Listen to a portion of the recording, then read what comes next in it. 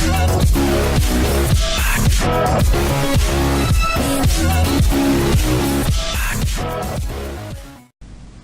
up guys, it's Bucky. Welcome to your let's see 31st Java tutorial, and in this tutorial I'm going to be talking to you guys about something called an enhanced for statement. Now in the last couple tutorials I showed you guys how to use a counter controlled for statement to add up all the values in an array or just sum them all together. Well, actually Java made a very easier way to do this, and they named it an enhanced for statement. So let me show you guys how to do it. First thing we need is an array, and I'm going to name mine Bucky as usual. I'm going to use my array initializer and just set it to equal to like 4, 5, 6, 7. There we go, good enough.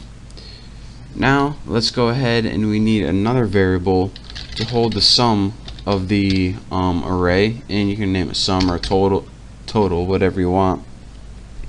And now let's get the good stuff, the enhanced for statement. Now this is kind of like a for loop, but it's different in a couple ways. It's different. Instead of taking 3 options, it only takes 2 different things that it needs in the parameters or parentheses. The first thing it needs is the type of data and an identifier. Now this is kind of like a counter variable in your regular for loops, but it's kind of different. This is of course the kind of data it takes, no surprise. In the X, what the X is it's going to store the values in the array as it's looping through your array. So the first time it loops through, it's going to store 3, then 4, then 5, then 6, then 7. And you just need a variable to hold all those values, so that's why this is called the type and this is called the identifier. Next, after that, the only other thing it takes is the name of the array. Now if you're saying, alright, why do I have to name this array? In case you have more than one array in your program, one named Bucky, one named Tunafish, one named Dogwood, it knows what array you're talking about. So now that we have our for loop, our enhanced for loop or for statement with our type, identifier, and name, we can go ahead and do something with it.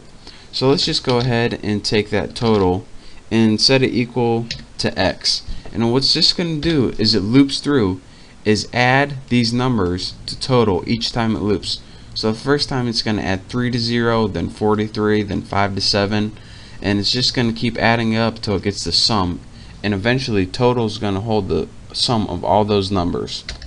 So now that total holds the sum of all those numbers, let's go ahead and just print out system out. Come on, print line. There you go. Total. Now let's go ahead and just print it out, make sure we don't have any errors, and we get the value 25. So let me show you guys what this did one more time. We went and we made an array called Bucky using an array initializer. We then went and made another variable named total and set it equal to 0, and this would hold the sum of our array. Next we made this special enhanced for statement. The first argument it takes is the type and identifier, what variable you want to store the array values in.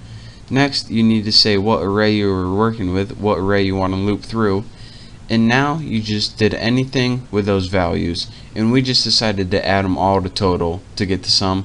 Lastly, we just printed it out. So that's how you use an enhanced for statement.